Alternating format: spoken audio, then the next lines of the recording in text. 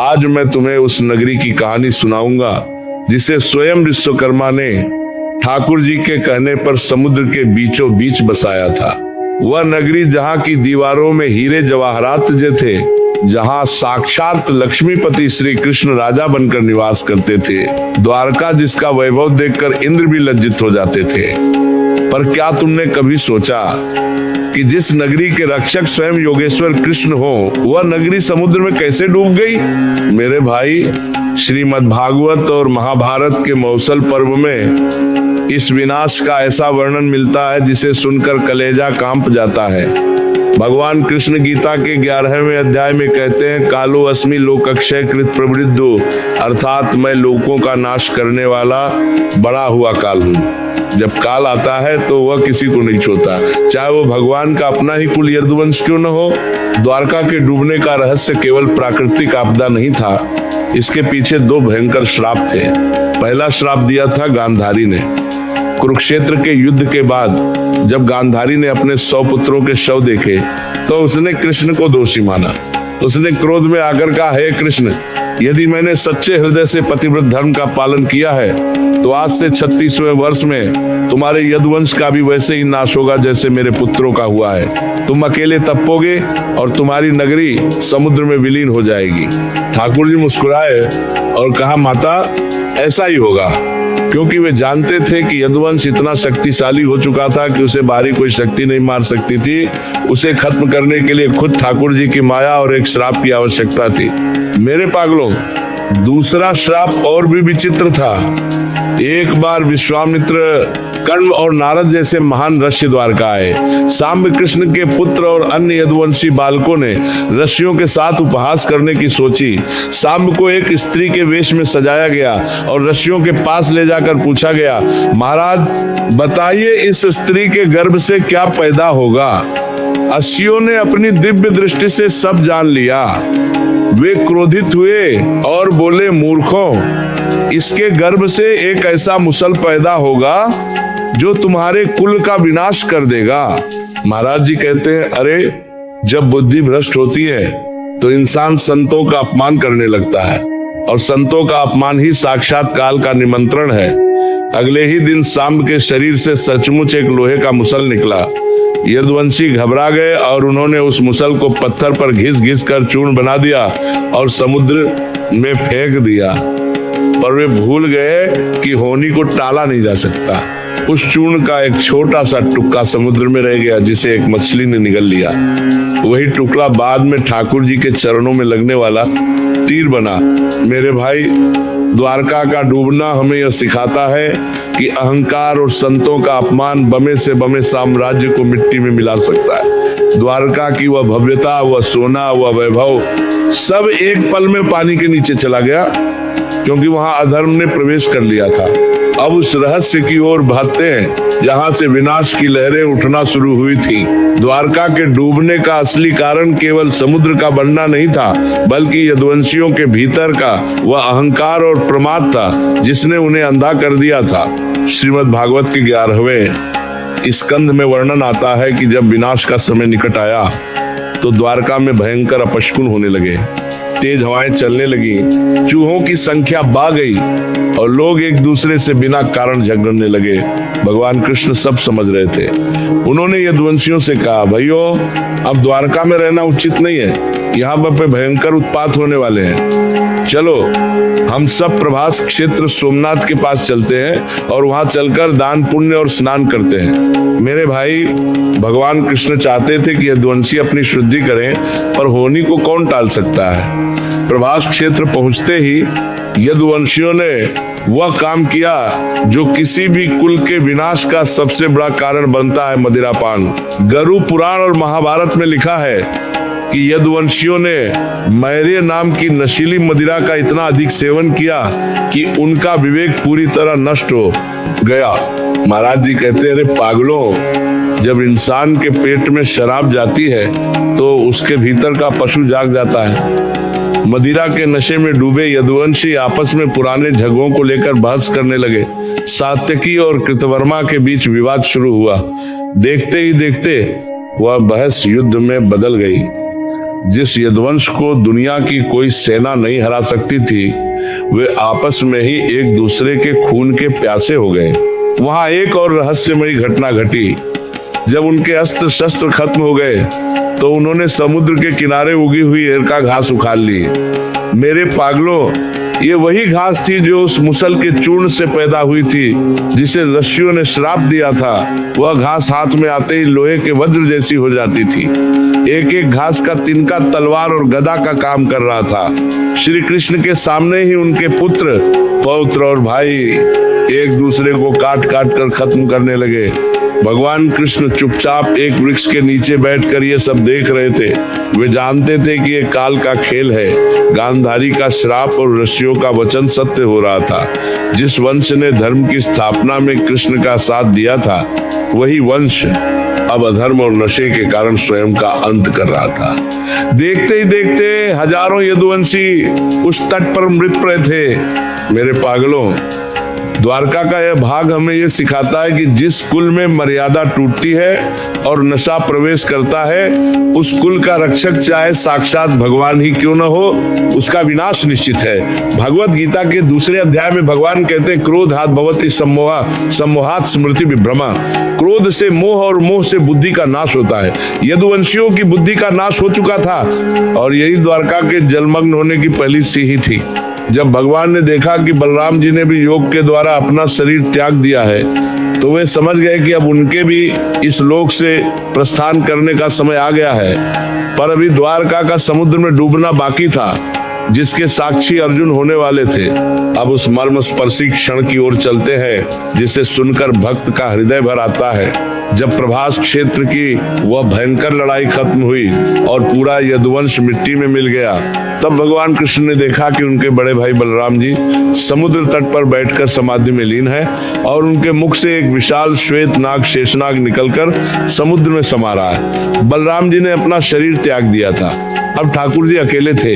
वे एक पीपल के वृक्ष के नीचे बैठ गए और अपना बायां पैर दाहिने घुटने पर रखकर विश्राम करने लगे। उनके चरणों का तलवा कमल की पंखुड़ी जैसा गुलाबी और चमकदार था। उसी समय जरा नाम का एक शिकारी वहां आया। मेरे भाई, यहाँ कर्म का एक अद्भुत चक्र देखो। ये जरा कोई और नहीं बल्कि त्रेतायुग का बाली था, जिसे भगवान राम ने पेड़ के पीछे से छिपकर मारा था। भगवान ने बाली को वचन दिया था कि अगले जन्म में तुम मेरी मृत्यु का कारण बनोगे। गीता में भगवान कहते हैं, कर्मणो ह्यप्पिबोधव्यम, कर्म की गति बड़ी गहन है। भगवान स्वयं अपने पूर्ति कांदा कर्मकून कार्मिका बनाए नियमों का पालन करते हैं। जरा शिकारी को दूर से भगवान का पैर किसी हिरण की आंख जैसा लगा। उसने विषैला तीर छोड़ा जो सीधे ठाकुर जी के तलवे में जा लगा। जब वह पास आया तो चतुर्भुज रूप में भगवान को देखकर कांपने लगा और पैरों में गिर पड़ा। पर ठाकुर जी मुस्कुराए और बोले, जरा डरो मत, ये तो मेरी इच्छा से हुआ है, तू तो केवल निमित्त बना है। महाराज जी कहते हैं, अरे भगवान को क्या कोई तीर मार सकता है? वो तो अजन्मे है। पर उन्होंने अपनी लीला समेटने के लिए एक बहाना बनाया। इसके तुरंत बाद आकाश से दिव्य विमान आए और साक्षात नारायण अपने उसी दिव्य विग्रह के साथ परमधाम को प्रस्थान कर गए। अब शुरू हुआ असली हाहाकार। भगवान के जाते ही द्वारका अनाथ हो गई। अर्जुन, जो अपने मित्र और सखा से मिलने द्वारका की ओर दौड़ रहे थे, जब वहां पहुंचे तो नजारा देखकर दंग रह गए। वह नगरी जो कभी उत्सवों से गूंजती थी, आज वहां केवल विधवाओं के रोने की आवाजें आ रही थी। महलों में सन्नाटा था। द्वारका की गलियां सूनी थी। अर्जुन जब महल में प्रवेश किए तो भगवान की पत्नियां विलाप कर रही थी। अर्जुन का गला रुंध गया। उन्हें याद आया कि जिस कृष्ण के बल पर उन्होंने महाभारत जीती थी, आज वही कृष्ण इस लोक को छोड़ चुके हैं। अर्जुन ने निश्चय किया कि वे द्वारका की बची हुई महिलाओं और बच्चों को लेकर इंद्रप्रस्थ हस्तिनापुर जाएंगे। पर मेरे पागलों, द्वारका का अंत अभी बाकी था। समुद्र की लहरें बेकाबू हो रही थी। ऐसा लग रहा था जैसे सागर अपनी मर्यादा तोड़कर भगवान की नगरी को अपने भीतर समेटने के लिए उतावला हो रहा है। अर्जुन ने जैसे ही द्वारका के लोगों को बाहर निकाला और नगरी की सीमा छोड़ी, पीछे मुड़कर देखा तो एक खौफनाक दृश्य था। विशाल समुद्र की लहरें पहाड़ जैसी ऊंची उठी और देखते ही देखते सोने के मोहल्लों, रत्नों की सड़कों और उस दिव्य नगरी को निगल गईं। अर्जुन खड़े खड़े देखते रह गए। वह नगरी जो कल तक वैभव का शिखर थी, आज जलमग्न हो चुकी थी। समुद्र ने केवल एक जगह छोड़ी, भगवान का निज मंदिर। महाराज जी कहते हैं, अरे द्वारका का डूबना ये सिखाता है कि संसार में कुछ भी स्थायी नहीं है। जब भगवान खुद अपनी नगरी छोड़कर चले गए तो तुम इस 2 कौड़ी के मकान पर क्या घमंड करते हो? अब उस रहस्य को समझो जिसे देखकर स्वयं महान धनुर्धर अर्जुन का अहंकार टूटकर बिखर गया। जब अर्जुन द्वारका की स्त्रियों, बच्चों और वृद्धों को लेकर हस्तिनापुर की ओर बढ़ रहे थे, तब रास्ते में पंचंद पंजाब के पास कुछ जंगली लुटेरों आभीरों ने उन पर हमला कर दिया। वे साधारण लुटेरे थे, कोई बड़े योद्धा नहीं। अर्जुन ने सोचा, अरे ये तुच्छ लुटेरे मेरा क्या बिगाड़ेंगे? मैंने तो कुरुक्षेत्र में बड़े बड़े महारथियों को धूल चटाई है। उन्होंने अपना दिव्य गांडीव धनुष उठाया, पर ये क्या, जिस गांडीव की टंकार से शत्रु कांप जाते थे, आज अर्जुन उसे छया तक नहीं पा रहे थे। वे अपने दिव्य अस्त्रों का आह्वान करने लगे, पर उन अस्त्रों के मंत्र ही वे भूल गए। श्रीमद् भागवत में इसका बड़ा मार्मिक वर्णन है। अर्जुन के देखते ही देखते वे लुटेरे यदुवंश की महिलाओं को उठा ले गए। अर्जुन के पास तरकश में बाण तो थे, पर वे खत्म होते जा रहे थे। जो गांडीव कभी थकना नहीं जानता था, आज वह एक साधारण लकड़ी का टुकड़ा बनकर रह गया था। अर्जुन रोने लगे। वे चीख कर बोले, हाँ कृष्ण, हाँ सखा, पर वहां सुनने वाला कोई नहीं था। मेरे भाई महाराज जी कहते हैं, अरे पागलों, अर्जुन की शक्ति अर्जुन की नहीं थी, वह तो कृष्ण की दी हुई उधार की शक्ति थी। जैसे ही कृष्ण इस दराज से गए, अर्जुन के भीतर का तेज भी चला गया।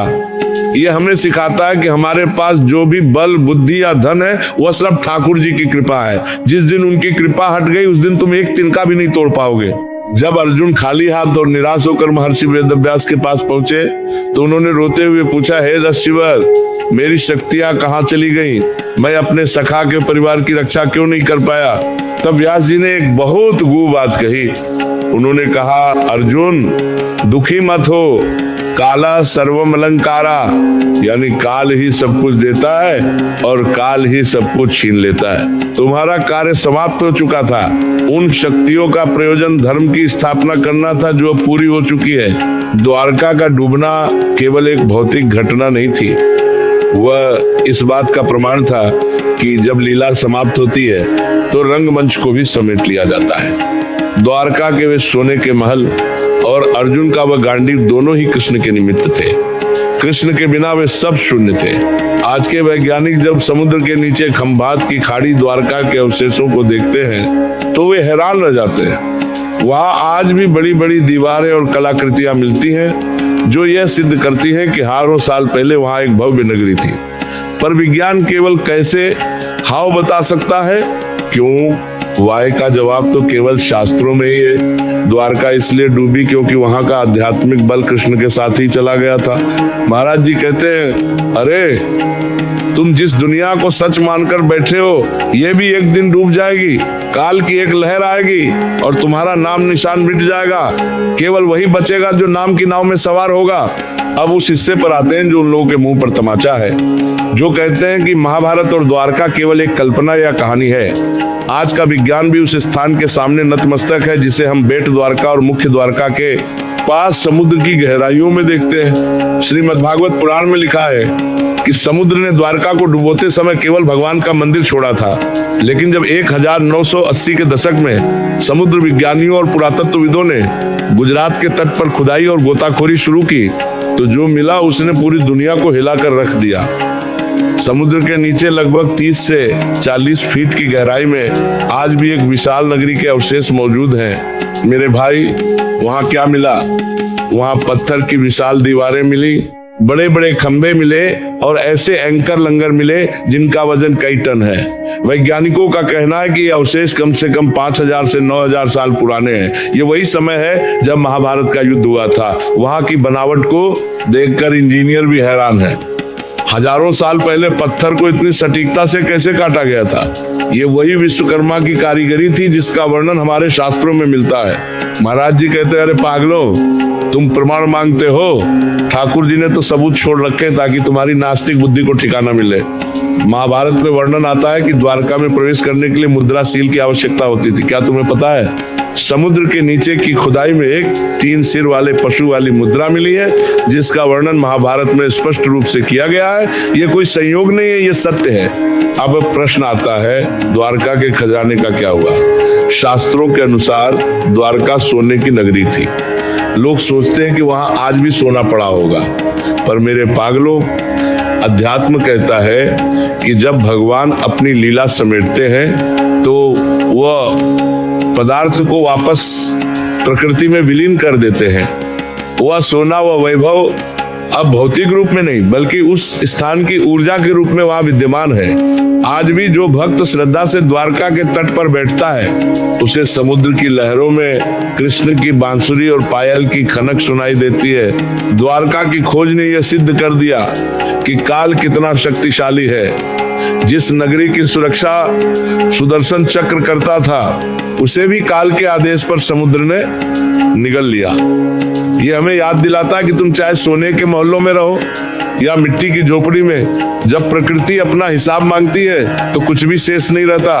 वैज्ञानिक कहते हैं कि शायद किसी भयंकर सुनामी या समुद्र के स्तर बनने के कारण द्वारका डूबी, पर महाराज जी कहते हैं, अरे सुनामी तो केवल निमित्त थी, असली कारण तो वह श्राप और लीला का अंत था। विज्ञान केवल बाहर की हलचल देखता है पर भक्त उसके पीछे छिपे संकल्प को देखता है। द्वारका आज भी समुद्र के नीचे एक मौन गवाह बनकर खड़ी है।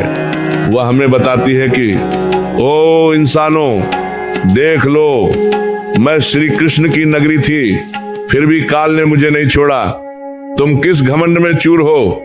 अब उस रहस्यमयी मोड़ को समझो जहां से इतिहास बदल गया। शास्त्रों में वर्णन आता है कि जिस क्षण भगवान श्री कृष्ण ने इस धरा को छोड़ा और द्वारका समुद्र में विलीन हुई, ठीक उसी पल कलयुग ने पृथ्वी पर अपने दोनों पैर जमा दिए।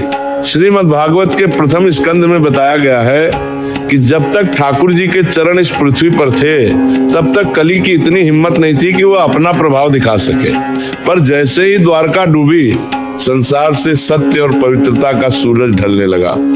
महाराज जी कहते हैं, पागलो, द्वारका का डूबना केवल एक शहर का अंत नहीं था, वह उस सुरक्षा कवच का हटना था जो मानवता को अधर्म से बचाए हुए था। जैसे ही द्वारका जलमग्न हुई, अर्जुन ने देखा कि लोगों की बुद्धि बदलने लगी है। भाई भाई के खून का प्यासा होने लगा, लोगों में लालच और काम वासना बनने लगी। महाभारत के मौसल पर्व में लिखा है कि द्वारका के विनाश के बाद धर्म के 4 चरणों में से केवल एक चरण बचा, दान, सत्य, तप और दया।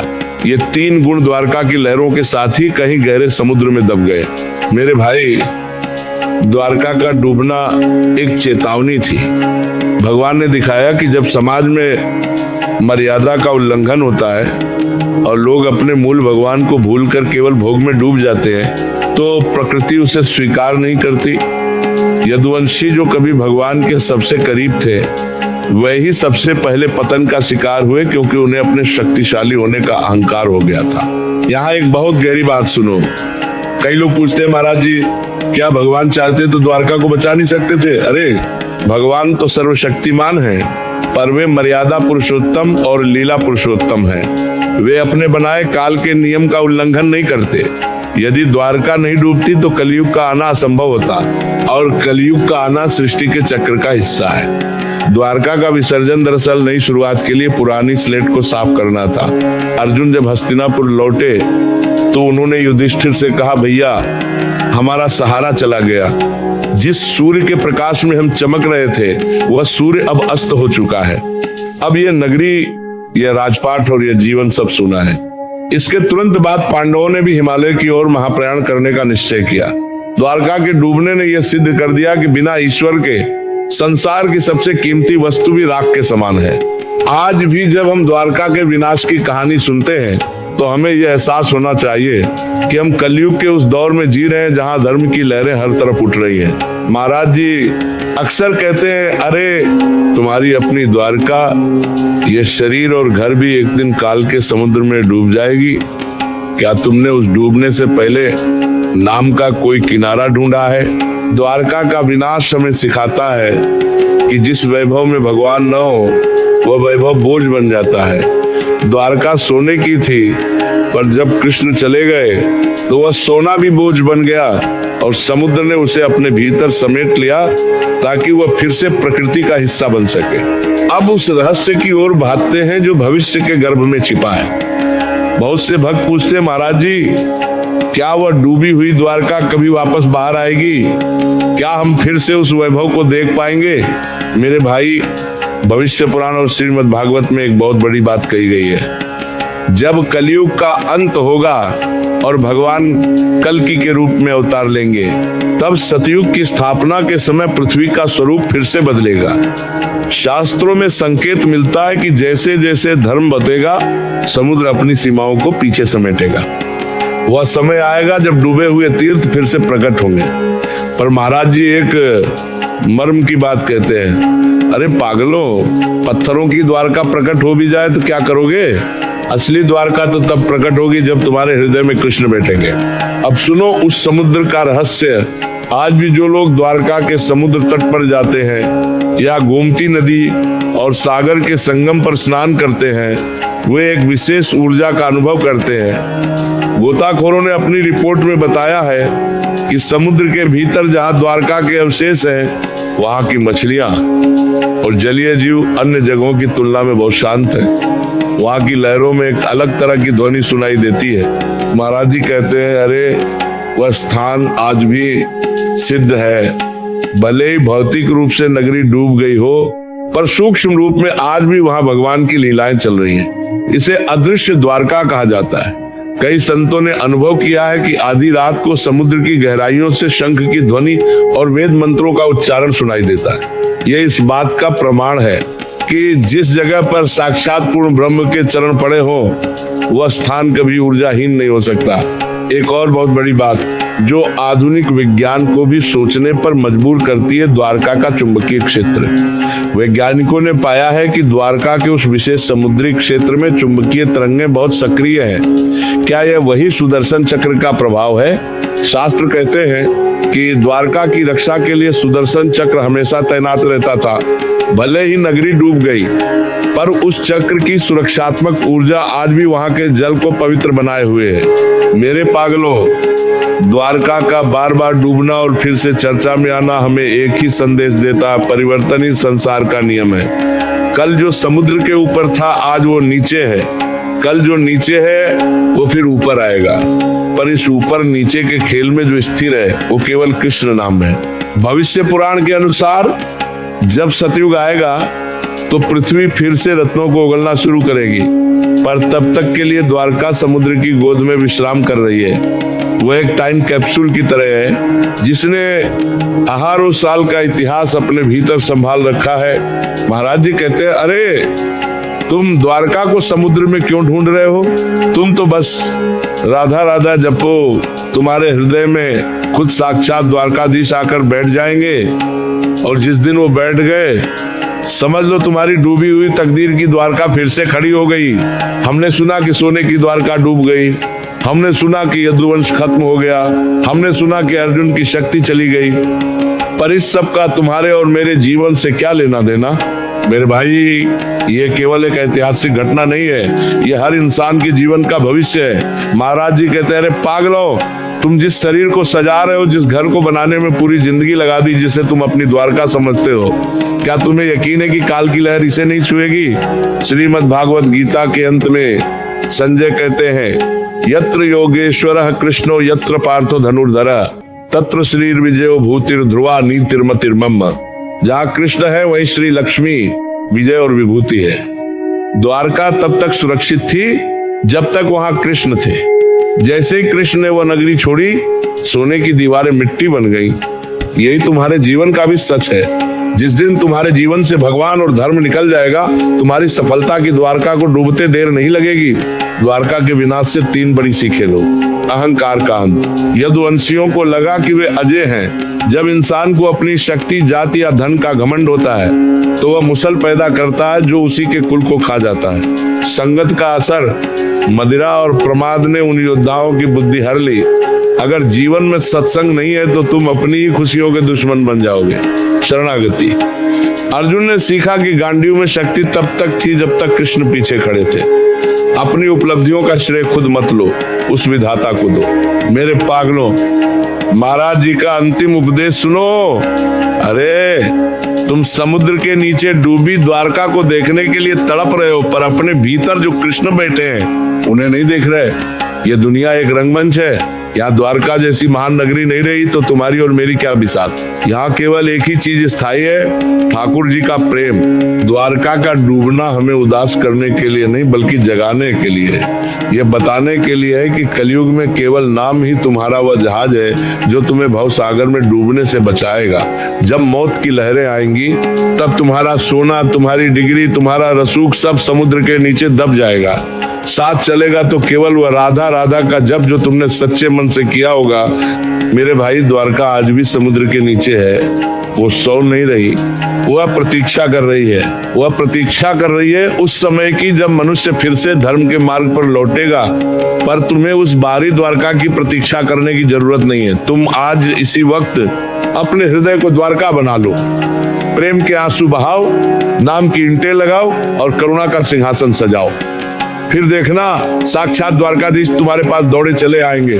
जैसे समुद्र ने कृष्ण के मंदिर को नहीं छुआ, वैसे ही काल की लहरें उस भक्त को कभी नहीं छूती जिसके हृदय में राधा कृष्ण का वास होता है। बोलो श्री राधा वल्लभ, श्री हरिवंश। राधे राधे।